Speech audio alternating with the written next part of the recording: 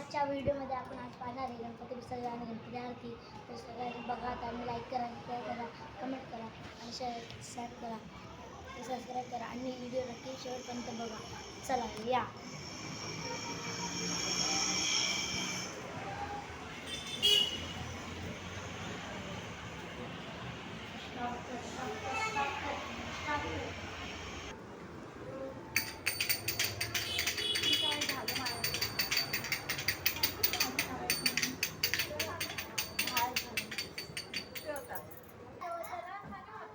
आपण घेऊया ना.